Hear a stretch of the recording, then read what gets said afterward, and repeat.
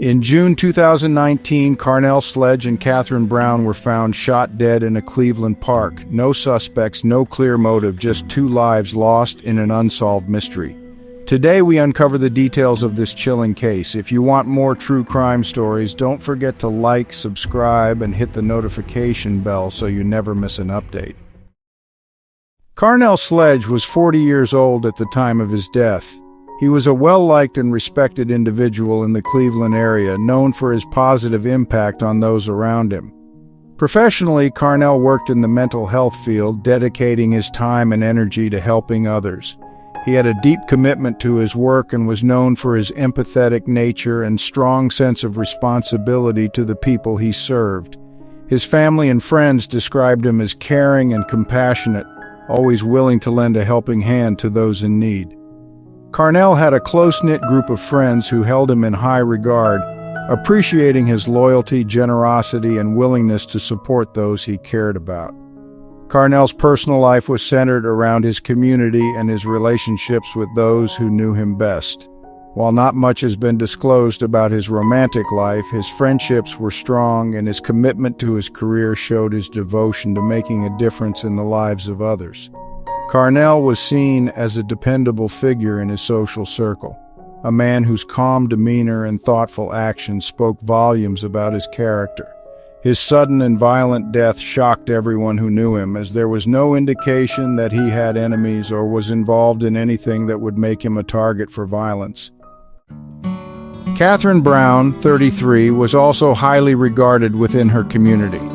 Like Carnell, she was a kind and considerate person who was actively involved in her professional life and her personal relationships. Katherine was a teacher, and she dedicated herself to her students, working tirelessly to help them grow and succeed. Her passion for education and her commitment to making a difference in the lives of young people defined her career. She was known for her patience, enthusiasm, and ability to connect with her students, making her a beloved figure in the school where she worked. Outside of her professional life, Katherine was involved in various community activities and was well known for her friendly and outgoing personality. Her friends and family described her as someone who brought joy and positivity to everyone she encountered. Katherine was dedicated to maintaining strong connections with her loved ones and took pride in being a supportive and encouraging friend. Like Carnell, she had no known enemies or issues that might have led to her untimely death. Her murder left a deep impact on those who knew her, particularly her students, who mourned the loss of a teacher who had been a guiding and supportive figure in their lives. Carnell and Katherine had been longtime friends, a relationship that spanned many years. Their friendship was built on mutual respect, shared experiences, and a deep understanding of each other. While their bond was close, there was no indication of a romantic relationship between them. Both were busy with their professional and personal lives, but they made time to keep in touch and maintain their friendship. They were often seen together in social settings, and their connection was well known among their friends and acquaintances. Both Carnell and Katherine were highly respected in their respective circles, with reputations as caring, genuine individuals who were dedicated to their careers and the people around them. Their deaths came as a shock to the Cleveland community, as neither of them seemed to be involved in any activities that would have put them in danger. The apparent randomness of their murders only deepened the sense of tragedy surrounding their deaths.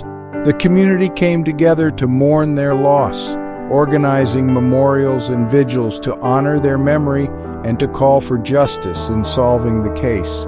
Their reputations as positive, contributing members of society added to the mystery of the crime, as their friends and family struggled to understand why anyone would want to harm two people who were so well regarded and loved by those who knew them. The lasting impact of their loss continues to be felt by the Cleveland community, where many still hope for answers and justice in the wake of this unsolved tragedy. The events leading up to the tragic deaths of Carnell Sledge and Katherine Brown on June 4, 2019, paint a picture of an otherwise normal day that ended in a shocking, unsolved double homicide. To understand the timeline and setting of this crime, it's important to look at the details of that afternoon and the location where it occurred. On the day of the murders, both Carnell and Katherine were going about their regular activities. As far as we know, nothing out of the ordinary happened in the hours leading up to their deaths. Surveillance footage collected by investigators as part of their efforts to reconstruct the timeline showed that Carnell and Katherine both arrived separately at Rocky River Reservation, a large public park in Cleveland, Ohio. This footage revealed that both Carnell and Katherine entered the park around 5 p.m. that day. They each drove their own vehicles, indicating that they had planned to meet at the park. Rocky River Reservation, part of the Cleveland Metro Park system, is a vast scenic area known for its natural beauty and tranquil atmosphere. The park is popular with locals, offering trails, picnic areas, and stunning views of the river that runs through it. On a typical afternoon, you would see families enjoying picnics, joggers using the trails, and people fishing along the riverbanks. It's a place associated with peace and relaxation, making the violence that unfolded there even more difficult for the community to comprehend. The location where Carnell and Katherine met was not an isolated or remote area.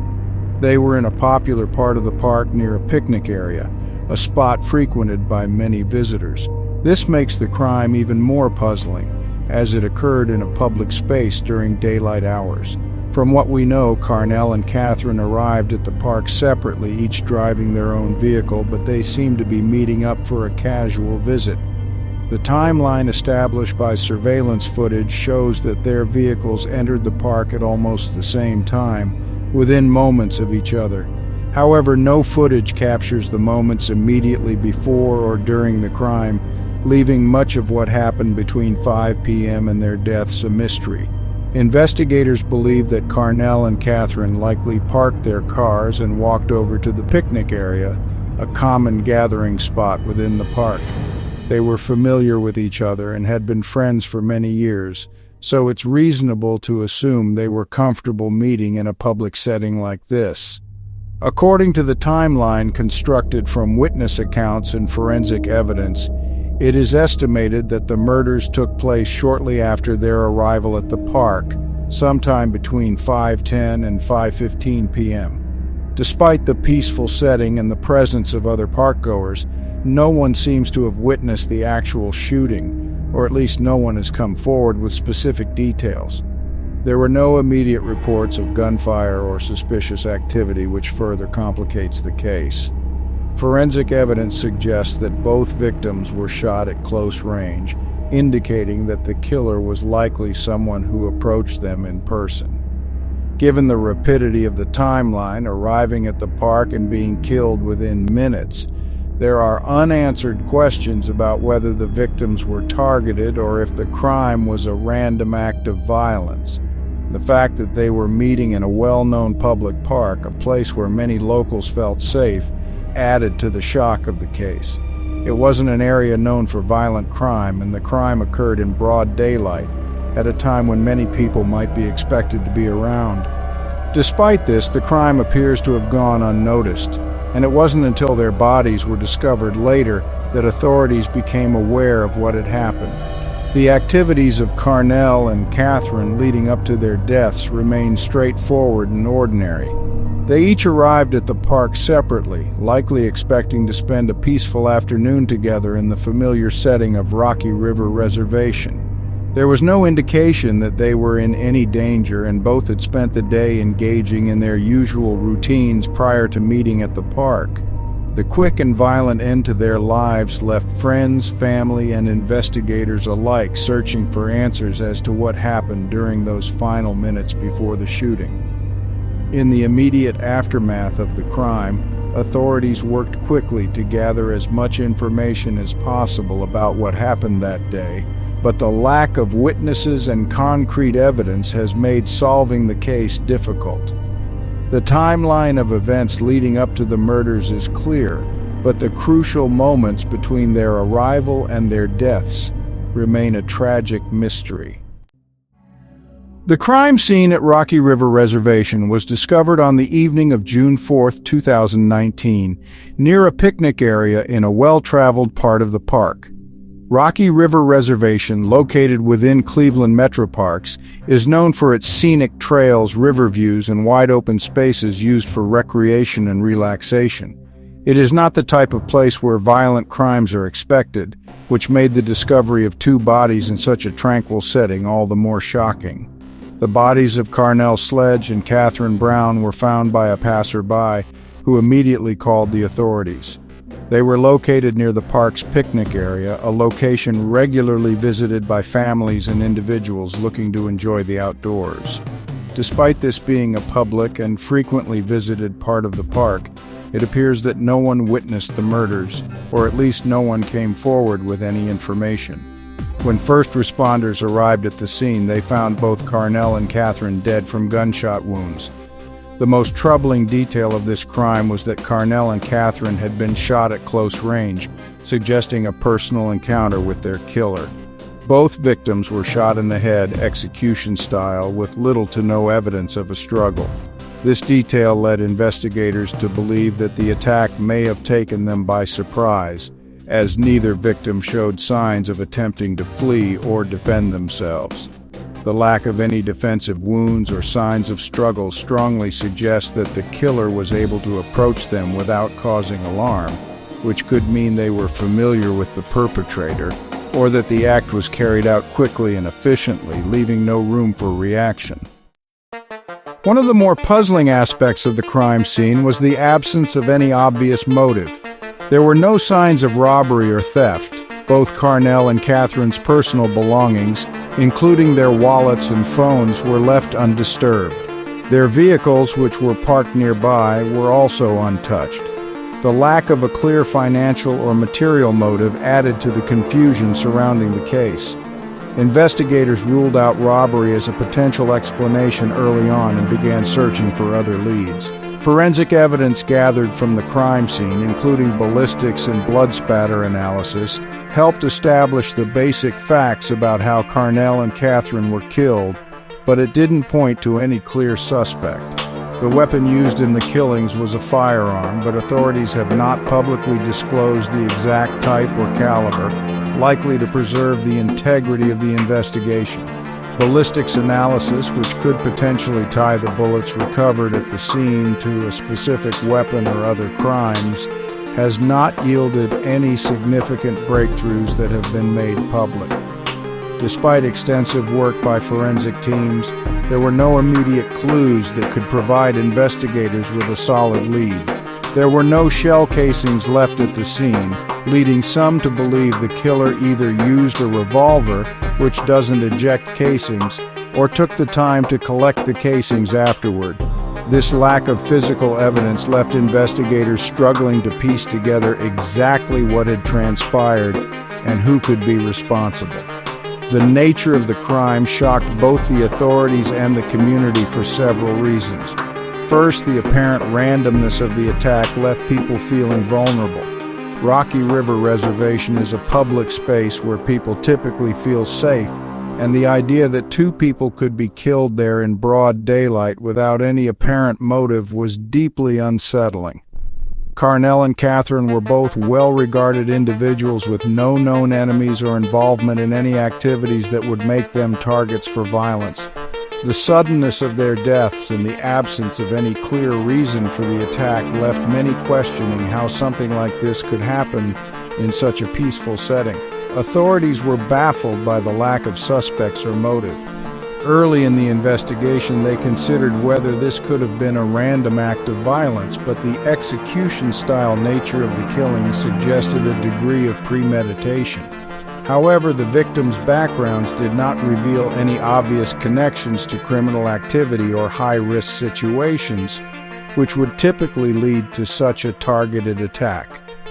This disconnect between the violence of the crime and the victims' lifestyles only deepened the mystery. In the days following the discovery, the community was in shock.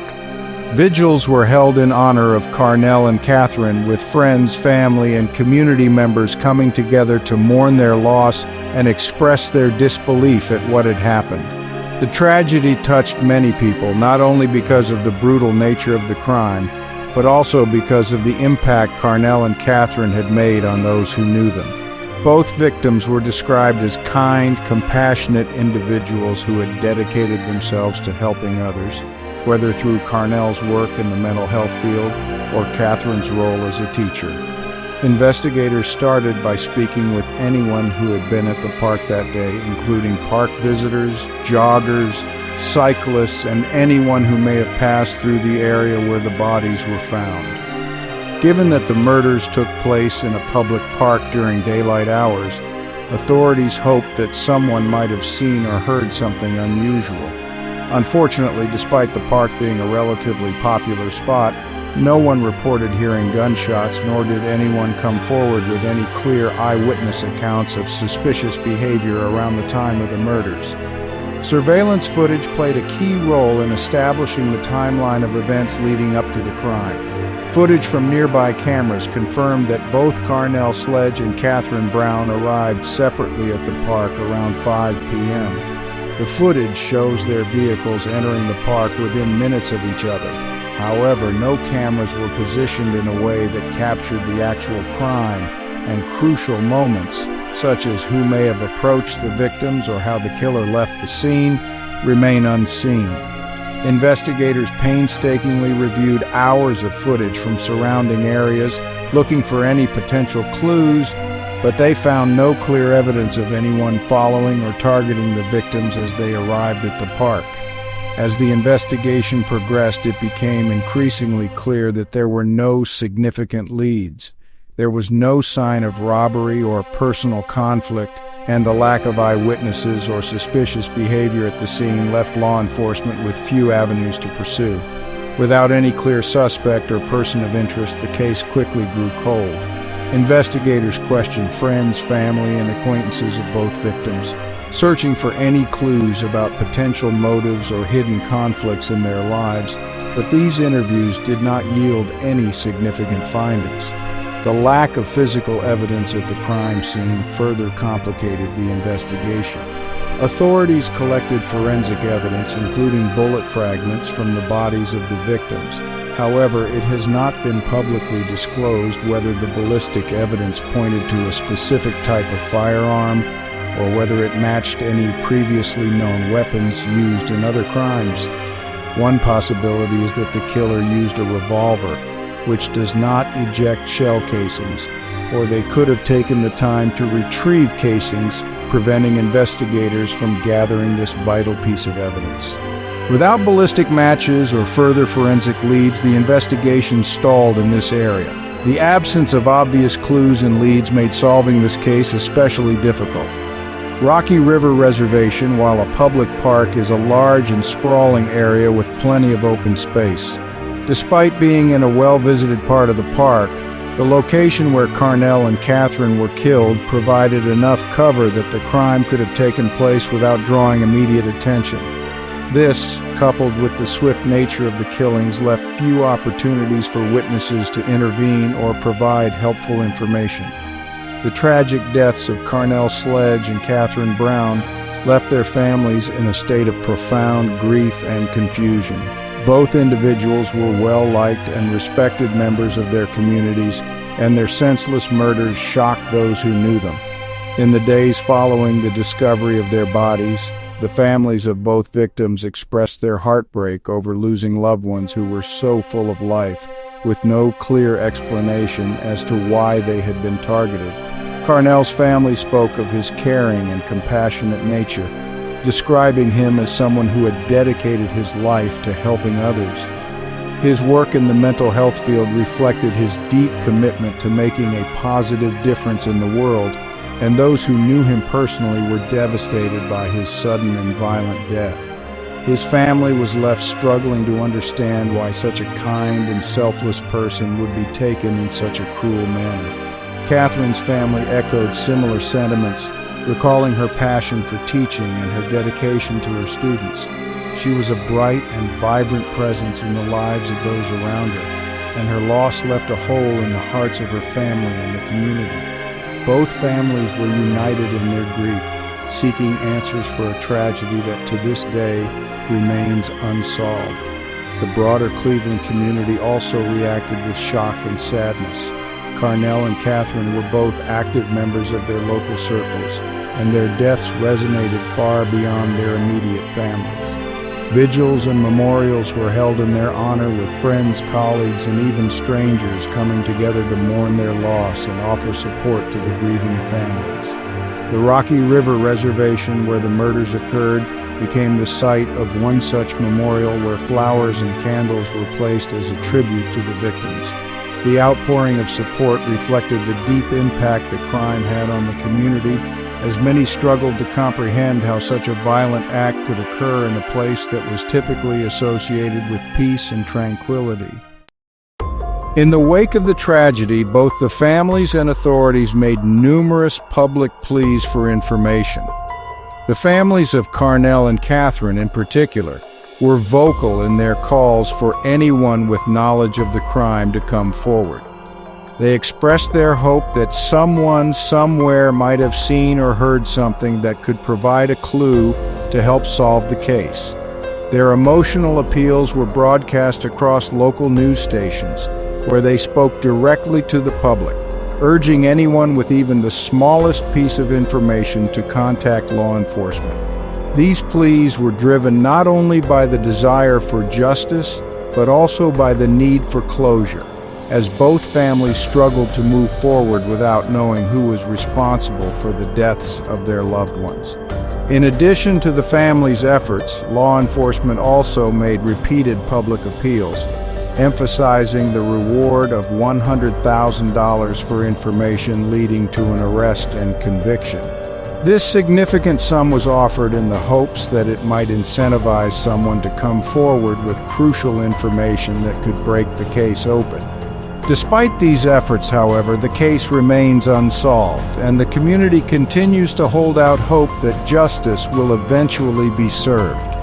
In the wake of the murders of Carnell, Sledge, and Katherine Brown, various theories and speculations have surfaced, as investigators and the public alike try to make sense of this tragic and senseless crime.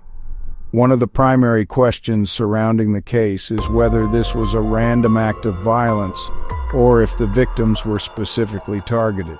Given the execution-style nature of the killings, with both victims being shot at close range, some believe that this could indicate premeditation, suggesting that the perpetrator knew Carnell and Katherine and deliberately sought them out that day. One theory speculates that the crime may have been personal in nature. Both Carnell and Katherine had strong ties to their community and no known enemies, which makes this theory difficult to prove, but it remains a possibility that cannot be ruled out. The precise manner in which the murders were carried out could suggest that the killer may have known the victims and approached them in a way that did not initially raise alarm.